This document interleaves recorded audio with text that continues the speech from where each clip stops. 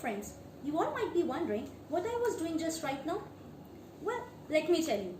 I was completing my assignment which I got yesterday. Hold on. Let me clear your confusion. My name is Devyanjali and I am a young technocrat of Poornima Institute of Engineering and Technology, Jaipur. We all know that we are facing harsh crisis due to COVID-19. This COVID-19 pandemic disrupts our education calendar. I'm grateful to our management system and teachers for embracing virtual mode of education. Our teachers are actively conducting e-classes on Google Classrooms and we, the students, are enthusiastically participating in it. We are provided with chapter-related notes, conceptual tutorials and assignments for clearing our doubts and enhancing our knowledge.